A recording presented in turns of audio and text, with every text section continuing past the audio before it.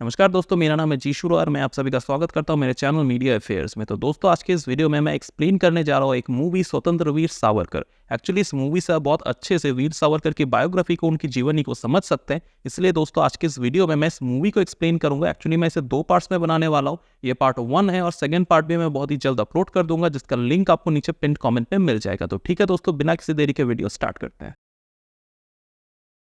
तो इस कहानी की शुरुआत होती है ईयर 1897 से, जब भारत के अंदर ब्यूबोनिक प्लेग की महामारी फैली हुई थी। और इस समय अंग्रेज हमारी मदद करने की जगह भारतीयों को जला रहे थे। एक तरफ तो भारतीय वैसे ही मर रहे थे और अंग्रेज भी पीड़ित लोगों को जला दे रहे थे, ताकि ये बीमारी और ज्यादा ना फैले और दूसरे अंग्रेजों को ना हो। और इसी दौरान हम वीर सावरकर की फैमिली को देखते हैं, जिनमें उनका एक बड़ा भाई होता है गणेश सावरकर और उनके सबसे छोटे भाई नारायण सावरकर। और इसी दौरान हमें पता चलता है कि इन तीनों के पिता दामोदर सावरकर को भी ब्यूबोनिक प्लेग हो जाती है, जिस वजह से उनका भी वही हाल होता है जो अंग्रेज बाकी भारतीयों का करते हैं। और इसके अलावा हमें उस समय के भारत की कंडीशन भी दिखाई जाती है, जहां अंग्रेज भारत पर जितना हो सके अत्याचार करते थे। स्पेशली जो भारतीय लोग थे, उन पे अंग्रेज सोल्जर्स, जो कि ना काफी बार भारतीय सोल्जर्स ही होते थे जो अंग्रेज की सेना में थे, और वो यहाँ पे भारतीयों पर जितना हो सके टॉर्चर करते थे। इनफैक्ट कई बार तो वो महिलाओं को फिजिकली भी असॉल्ट करते थे। और भारतीयों को ये सब कुछ यहाँ चुपचाप सहना पड़ता था, क्योंकि वो यहाँ अंग्रेजों के गुलाम थे। वीर सावरकर ने बचपन से ये सारी चीजें देखी हुई थी, इसलिए वो अपने टीनेज के टाइम पर ही कसम खाते हैं कि वो भारत से अंग्रेजों को भगाएंगे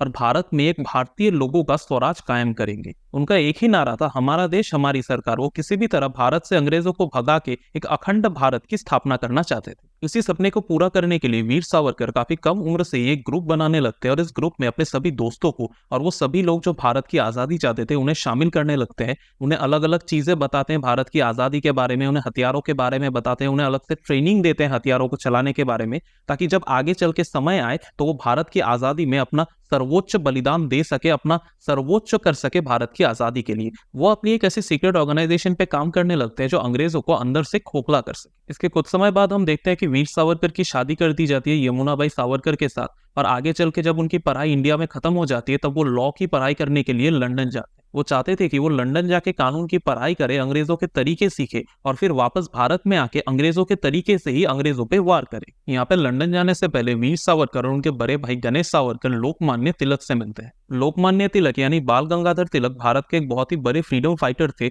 और वो भी उस समय भारत से अंग्रेजों को भगाने की मुहिम पे जुटे हुए थे। यहाँ पे तिलक जी से मिलने के बाद वीर सावरकर और उनके बड़े भाई भी उनके ग्रुप को ज्वाइन कर लेते हैं, और वो अपने ग्रुप का नाम देते हैं अभिनव भारत। यहाँ पे लोकमान्य तिलक वीर सावरकर से कहते हैं कि लंदन में उनके एक दोस्त रहते हैं, जिनके साथ कई सारे भारतीय स्वतंत्रता सेनानी जो लंदन गए तो थे पढ़ाई करने के लिए, पर इस समय वो स्वतंत्रता की मुहिम में जुट चुके हैं, और वो भी वीर सावरकर की तरह अपने देश के लिए मर मिटने को तैयार है। तो जब भी वो लंदन जाए, तो लंदन जाने के बाद वो उनके उस दोस्त से मिले और उनके ग्रुप को ज्वाइन कर ले। तो इसके बाद वीर सावरकर लंदन आ जाते हैं और सबसे पहले वो उस ग्रुप को ज्वाइन करते हैं और उसी के साथ अपनी लॉ की पढ़ाई को जारी रखते हैं। पढ़ाई के साथ ही साथ वो अपने हॉस्टल के बाकी भारतीय लड़कों को भी स्वराज के बारे में बताते हैं, और उन्हें भी धीरे धीरे करके भारत की स्वाधीनता की इस मुहिम में जोड़ने लगते हैं। पर अनफॉर्चुनेटली इन सब के बारे में ब्रिटिश अथॉरिटीज को पता चल जाती है, और वो उनको हॉस्टल से निकाल देते हैं और उन पे 10 रुपए का फाइन लगाते हैं। तो 10 रुपए आज के समय में आपको सुनने में कम लग रहा होगा, पर उस समय 10 रुपए का मतलब कुछ 5-10 हजार रुपए समझ लीजिए, और एक भारतीय लड़के के लिए बहुत बड़ी बात। हालांकि इतना सब कुछ होने के बाद भी वीर सावरकर रुकते नहीं है, वो किसी तरह फिर भी अपनी पढ़ाई जारी रखते हैं, और हॉस्टल के बाहर होने के बावजूद भी वो यहाँ भारत के जितने भी स्टूडेंट्स वहाँ पे पढ़ रहे थे, उन सभी को धीरे धीरे करके स्वतंत्रता के कार्य में जोड़ने लगते हैं, और यह अंग्रेजों के खिलाफ एक मुहिम छेड़ देते हैं। इसी दौरान उनकी आइडियोलॉजीज काफी फेमस होती है, भारत में भी लोग उन्हें जानने लगते हैं उनके कामों की वजह से, और भारत में भी उन्हें थोड़ी बहुत प्रसिद्धि मिलती है, और लोग धीरे धीरे as a freedom fighter Veer Savarkar को जानने लगते हैं। इसी दौरान गांधी जी को भी वीर सावरकर के बारे में पता चलता है। वो यहाँ पे लंदन आते हैं उनसे मिलने के लिए, और यहाँ पे हमें उनकी बातचीत से उन दोनों की आइडियोलॉजिकल डिफरेंसेस के बारे में पता चलती है। गांधी जी वीर सावरकर को समझाते हैं कि उन सबको बिल्कुल भी हिंसा नहीं करनी चाहिए और अहिंसा को परम धर्म मानना चाहिए। उन्हें अंग्रेजों का साथ देना चाहिए, ताकि आगे चल के जब अंग्रेजों का हृदय परिवर्तन हो, तब अंग्रेज वैसे ही भारत को छोड़ दे। पर यहाँ वीर सावरकर की सोच बिल्कुल अलग थी। वो यहाँ गांधी जी से कहते हैं कि अहिंसा से कुछ नहीं होने वाला। जब सभी भारतीय एक साथ मिलकर अंग्रेजों पे वार करेंगे, तभी डर से अंग्रेज यहाँ पे वापस जाएंगे। अंग्रेजों की फितरत ही ऐसी है कि वो यहाँ अहिंसा को हमेशा फायदा ही उठाएंगे, और अंग्रेजों को भगाने का एकमात्र रास्ता यही है कि अंग्रेजों को खत्म कर दो। वीर सावरकर गांधी जी से ये भी कहते हैं कि वो एक ऐसी सेना बना रहे जिसमें ऐसे भारतीय हो जो अंग्रेजों को मार सके।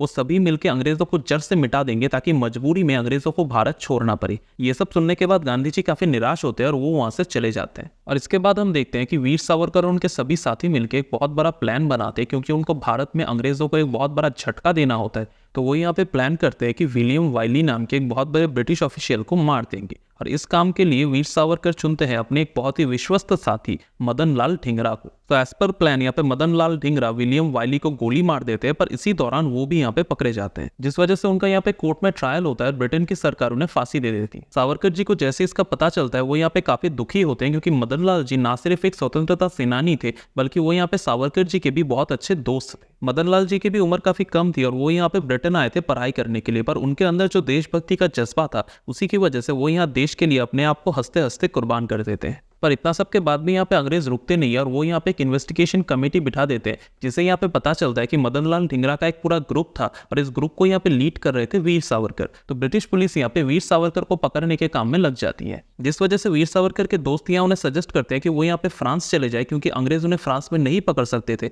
पर यहाँ पे वीर सावरकर कहते हैं कि नहीं, मैं फ्रांस नहीं जाऊंगा, क्योंकि इतने सालों से हमने ब्रिटेन में जो कुछ भी किया है, अगर मैं यहाँ पे ब्रिटेन से बाहर चला जाता हूँ तो सब कुछ बर्बाद हो जाएगा। उससे अच्छा मैं यहाँ पे सरेंडर कर देता हूँ, जिससे मेरी सजा यहाँ पे कम हो जाएगी और बस कुछ सालों की सजा होगी, जिसके बाद मैं दोबारा यहाँ पे ब्रिटेन में अपना काम चालू कर सकता हूँ। पर जब यहाँ पे ब्रिटिश पुलिस वीर सावरकर को अरेस्ट करती है तो उन्हें यहाँ पे पता चलता है कि इन्होंने भारत में भी अंग्रेजों के खिलाफ बहुत काम किया था, जिस वजह से वो यहाँ पे वीर सावरकर को भारत की ओर रवाना कर देते हैं। और यहाँ पे वीर सावरकर समझ जाते हैं कि उनका प्लान पूरी तरह से बैकफायर कर चुका है, क्योंकि ब्रिटिश कॉलोनियल गवर्नमेंट इंडिया में उन्हें यहाँ पे बहुत बुरी सजा देने वाली है। इसलिए जब उन्हें यहाँ पे जहाज में करके अंग्रेज भारत की ओर भेज रहे होते हैं और जहाज यहाँ पे फ्रांस के मार्सेली बंदरगाह के करीब पहुंचता है, वो यहाँ पे तब मौका देख के जहाज की खिड़की से कूद के फ्रांस की ओर भागने लगते हैं। बट अनफॉर्चुनेटली यहाँ पे दो भारतीय कांस्टेबल्स ही उनका पीछा करते हैं और उनको पकड़ के वो दोबारा भारत लेके आते हैं। और यहाँ पे भारत आने के बाद वीर सावरकर का ट्रायल होता है और उन्हें एक नहीं बल्कि दो काला पानियों की सजा दी जाती है। मतलब उन्हें यहाँ पे 50 साल तक काला पानी में रहना था। और जिन लोगों को काला पानी के बारे में नहीं पता, तो मैंने ऑलरेडी वीर सावरकर की काला पानी में जिंदगी के बारे में एक वीडियो बनाई थी, जिसमें मैंने काला पानी जेल के बारे में सब कुछ एक्सप्लेन किया था। तो आप लोग उस वीडियो को जाके देख सकते हैं। आप लोग काला पानी और वीर सावरकर की वहाँ पे क्या हालत थी, सब कुछ अच्छे से समझ पाएंगे। तो आप लोग उस वीडियो को भी एक बार इसके बाद जरूर चेकआउट कर लें। तो इस काला पानी की जेल में क्योंकि वीर सावरकर एक पॉलिटिकल प्रिजनर थे, तो उन पे सबसे ज्यादा टॉर्चर्स किए जाते थे। उन्हें एक अंधेरे सेल में रखा जाता था, उन्हें यहाँ पे नारियल तेल निकालने के काम पे लगाया जाता था, जो बहुत ही एक मेहनत वाला काम होता था और लोगों की उसमें हालत खराब हो जाती थी। तो उन पे जितना हो सके यहाँ पे टॉर्चर करते थे अंग्रेज। और इसके अलावा उनको जो खाना देते थे वो भी कीड़ों वाला खाना था। इनफैक्ट उन्हें यहाँ पे पता चलता है कि जो उनके बड़े भाई थे वो भी काला पानी की जेल में ही सजा काट रहे थे। उनके बड़े भाई यहाँ उन्हें बताते हैं कि जब वीर सावरकर लंदन में थे तब वो भी यहाँ पे भारत में क्रांतिकारी कार्यों में जुटे हुए थे और अंग्रेजों ने यहाँ पे उन्हें धोखे से अरेस्ट किया था और यहाँ काला पानी के इस जेल में डाल दिया था। अब वीर सावरकर यहाँ पे समझ चुके थे कि उन्हें यहाँ पे काला पानी में काफी टाइम तक रहना था, इसीलिए उन्होंने यहाँ पे अंग्रेजों से रिक्वेस्ट करके पेपर और पेन मंगवा लिया और अपनी जो आइडियोलॉजीज थी उन आइडियोलॉजीज को लिखने लगे। ये आइडियोलॉजीज जब बाकी भारतीय लोगों को पता चली, उनकी सोच जब बाकी काला पानी के कैदियों को भी पता चली, तो वो भी यहाँ पे उत्साहित हुए और बाकी भारत को भी यहाँ पे समझ आया कि वीर सावरकर नाम का भी कोई इंसान है जो यहाँ पे काला पानी में हमारे देश के लिए कष्ट भोग रहा है और किस तरह से अंग्रेज यहाँ काला पानी में स्वतंत्रता सेनानियों पे टॉर्चर्स कर रहे हैं, किस तरह वो भारत की आजादी को कुचल रहे हैं। तो यहाँ पे भारत में भी वीर सावरकर एक बहुत बड़े नाम की तरह उभरने लगे और इन्हीं सब की वजह से यहाँ पे भारत में भी लोग वीर सावरकर को छुड़वाने के लिए पिटिशंस करते हैं। भारत में भी लोग यहाँ पे आंदोलन करना शुरू करते हैं और वीर सावरकर खुद भी यहाँ पे मर्सी पिटिशंस लिख रहे थे, जिन वजह से यहाँ पे मजबूर होकर अंग्रेजों को बहुत पहले ही यहाँ वीर सावरकर को छोड़ देना पड़ता है। लगभग 12 साल की काला पानी के बाद यहाँ पे अंग्रेजों को वीर सावरकर को रत्नागिरी जेल में शिफ्ट करना पड़ता है और यहाँ पे कुछ टाइम तक रत्नागिरी जेल में इन्हें रखने के बाद फाइनली अंग्रेज यहाँ पे दोनों सावरकर भाइयों को छोड़ देते हैं, पर उन पे यहाँ पे कुछ शर्तें लगाई जाती हैं। अंग्रेजों की पहली शर्त ये थी कि वीर सावरकर अपने गांव या शहर से बाहर नहीं जा सकते और दूसरी शर्त ये थी कि वो किसी भी तरह अपना कोई दूसरा ग्रुप नहीं बना सकते, कोई दूसरा संगठन नहीं चला सकते। अगर उन्होंने इन दोनों में से कोई भी एक चीज किया तो यहाँ पे अंग्रेज उन्हें दोबारा से जेल में डाल देंगे। और अंग्रेज ये इसलिए कर रहे थे क्योंकि अंग्रेज जानते थे कि सावरकर कितने ज्यादा खतरनाक है और सावरकर देश के लिए क्या कुछ कर सकते हैं और सावरकर किस तरह अंग्रेजों को भारत से भगा सकते हैं। तो इसी के साथ यहाँ पे पार्ट 1 खत्म होता है। मैं पार्ट 2 को भी बहुत जल्दी अपलोड कर दूंगा, जिसका लिंक आपको नीचे पिन कमेंट में मिल जाएगा, तो आप लोग उसे भी एक बार जरूर चेकआउट करें। और अभी तक अगर आप इस चैनल को देख रहे हैं तो इस चैनल को सब्सक्राइब कर दीजिए, इस वीडियो को एक लाइक कर दीजिए। तो ठीक है दोस्तों, मिलेंगे आपसे किसी और दिन मेरे पार्ट 2 वाले वीडियो के साथ। तब तक के लिए टाटा बाय बाय, जय हिंद एंड जय श्री राम।